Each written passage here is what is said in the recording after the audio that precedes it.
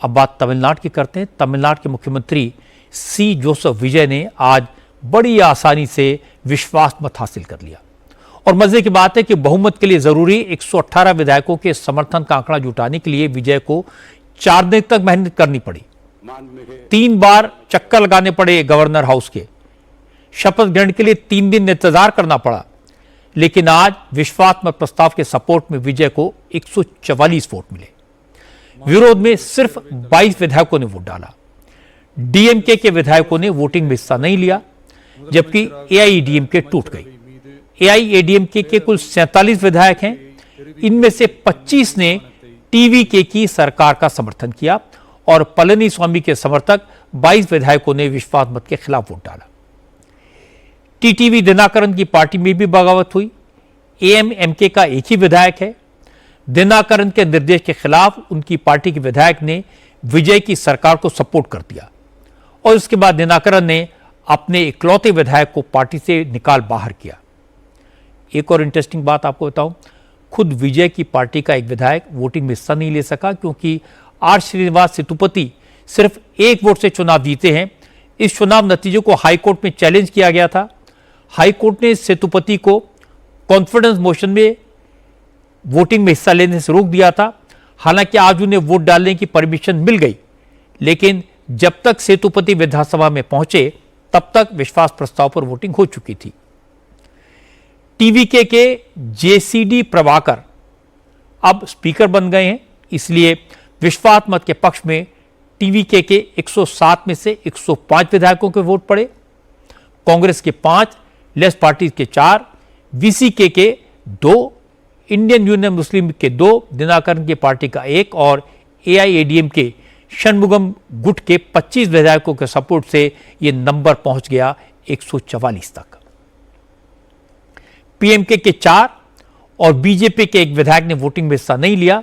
और मजे की बात है कि तमिलनाडु में बीजेपी का सिर्फ 1 विधायक है, लेकिन विजय की सरकार को सपोर्ट करने वाली सभी पार्टियों ने एक ही बात कही कि वो बीजेपी को सत्ता में आने से रोकने के लिए टीवीके की सरकार को सपोर्ट कर रहे हैं।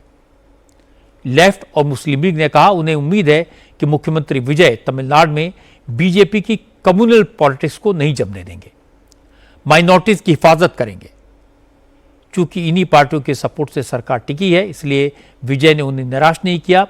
विश्वास प्रस्ताव पर चर्चा के दौरान नए चीफ मिनिस्टर ने कहा, सबको पता है उनकी पार्टी के पास पूर्ण बहुमत नहीं है, माइनॉरिटी की सरकार है, लेकिन उनकी सरकार हर कीमत पर माइनॉरिटीज के हितों की रक्षा करेगी। கட்சி ஆரம்பித்த 3 ஆண்டுகளுக்குள்ளேயே மிக மிக சிறிய அளவில் ஒரு நூல் இழைவில் தனி பெரும்பான்மை கொஞ்சம் தள்ளி போய் இருக்கிறது। आज सबसे बड़ा झटका एआईएडीएमके के महासचिव पलनीस्वामी को लगा। पार्टी उनके हाथ से निकल गई। 47 में से 22 विधायक ही उनके साथ बचे। 25 विधायक उनका साथ छोड़कर षणमुगम के साथ चले गए। षणमुगम गुट ने स्पीकर से वेलुमणि को एआईएडीएमके के चीफ व्हिप के रूप में मान्यता देने की मांग की। हालांकि पलनीस्वामी ने इसे कानून के खिलाफ बताया। उन्होंने कहा कि विधायक दल की मीटिंग में कृष्णमूर्ति को चीफ व्हिप चुना गया था। स्पीकर वेलुमणि को चीफ व्हिप के तौर पर मान्यता देकर गैर कानूनी काम नहीं करेंगे। पलनीस्वामी ने इल्जाम लगाया कि टीवी के चीफ विजय ने कुछ विधायकों को मंत्री बनाने का लालच दिया, इसलिए षणमुगम ने पारा बदला। षणमुगम ने तुरंत इसका जवाब दिया और कहा कि पलनीस्वामी झूठ बोल रहे हैं, विधायक दल की कोई मीटिंग नहीं हुई, कृष्णमूर्ति को चीफ बनाने के किसी प्रस्ताव पर विधायकों ने साइन नहीं किया। षणमुगम ने कहा कि जिस डीएम के खिलाफ एआईएडीएमके 50 साल से लड़ रही है, पलनीस्वामी उसी डीएमके के सपोर्ट से सरकार बनाने की कोशिश कर रहे थे। उन्होंने इसका विरोध किया।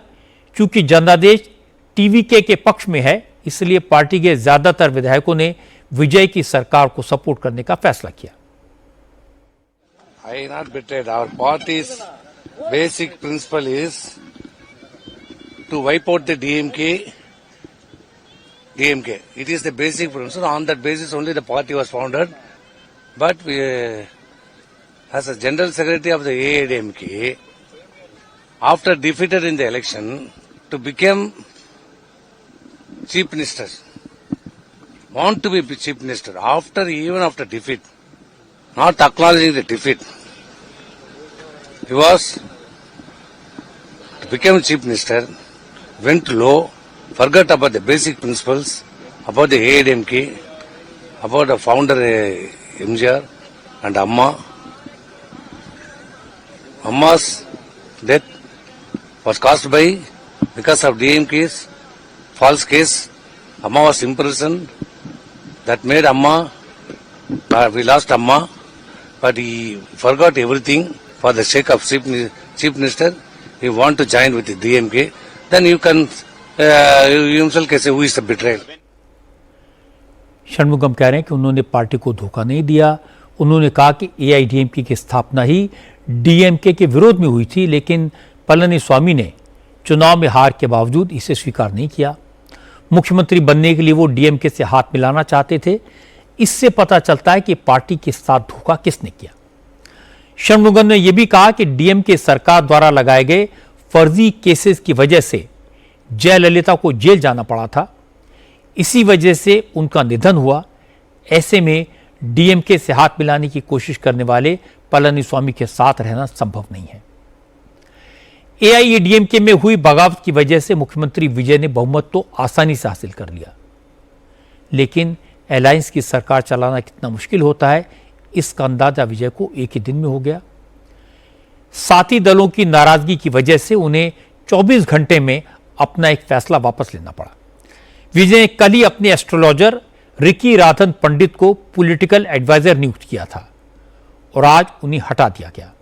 विजय की सरकार को सपोर्ट कर रही लेफ्ट पार्टीज और वीसीके ने जोशी की नियुक्ति का विरोध किया था। इन पार्टियों का कहना था कि तमिलनाडु जैसे साइंटिफिक टेम्पर वाले राज्य में ज्योतिषी को मुख्यमंत्री का राजनीतिक सलाहकार बनाने से अंधविश्वास बढ़ेगा। इन पार्टियों के 6 विधायक हैं। सरकार मेनली इनके सपोर्ट पर बनी थी, इसलिए विजय ने अपना फैसला वापस लेने में भलाई समझी। आज 2 लाइन का सरकारी आदेश जारी हो गया, जिसमें सिर्फ इतना कहा गया कि राधन पंडित की नियुक्ति का कल का जो आदेश निकला था उसे निरस्त किया जाता है। इससे तमिलनाडु में चीफ मिनिस्टर विजय के लिए सब कुछ ठीक ठाक है। उन्हें सपोर्ट करने के चक्कर में एआईएडीएमके टूट गई। जो पार्टियां उन्हें अनकंडीशनल सपोर्ट नहीं देना चाहती थी, उन्होंने भी बीजेपी के आने को डर का बहाना बनाया, विजय को वोट दिया। हालांकि तमिलनाडु की असेंबली में बीजेपी का सिर्फ एक एमएलए है। कांग्रेस को भी पावर में आने के लिए विजय को सपोर्ट करना पड़ा।